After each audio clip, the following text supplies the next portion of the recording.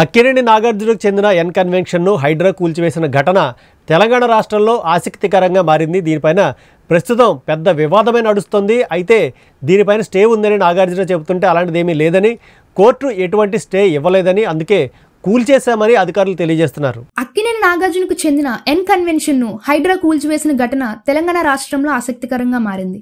దీనిపైన ప్రస్తుతం పెద్ద వివాదమే నడుస్తోంది. అయితే దీనిపైన స్టే ఉందని నాగార్జున చెబుతుంటే అలాంటిదేమీ లేదని, కోర్టు ఎటువంటి స్టే ఇవ్వలేదని, అందుకే కూల్చేశామని చెబుతున్నారు.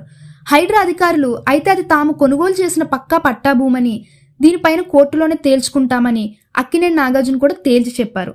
నాగార్జున ఎన్ కన్వెన్షన్ కూల్చివేత పైన ప్రస్తుతం వివాదం కొనసాగుతూనే ఉంది. ఇదే సమయంలో గతంలో బాలకృష్ణ చేసిన వ్యాఖ్యలు ప్రస్తుతం నాగార్జున ఎన్ కన్వెన్షన్ కూల్చివేత వేళ పెద్ద ఎత్తున సోషల్ మీడియాలో వైరల్ అవుతున్నాయి. భూములు పంచుకోవడం కోసం, రియల్ ఎస్టేట్ వ్యాపారాల కోసం టాలీవుడ్ సినీ ఇండస్ట్రీకి చెందిన ప్రముఖులందరూ కలిశారని, అప్పట్లో సీఎం కేసీఆర్తో చర్చలు జరిపిన సమయంలో బాలకృష్ణ వ్యాఖ్యలు చేశారు.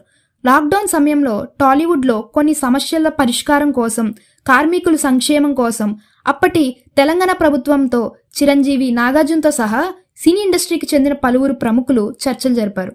అప్పుడు బాలకృష్ణను ఎవరూ ఆహ్వానించలేదు. దీనిపై ఆగ్రహం వ్యక్తం చేసిన బాలకృష్ణ తనను మీటింగ్కి ఎవరూ ఆహ్వానించలేదని, వాళ్ళు భూములు పంచుకుంటున్నారని సంచలన ఆరోపణలు చేశారు. వాళ్ళంతా కలిసింది చర్చలు జరుపుతుంది వాళ్ళ వ్యాపారాల కోసమేనంటూ ఆయన ఆరోపించారు.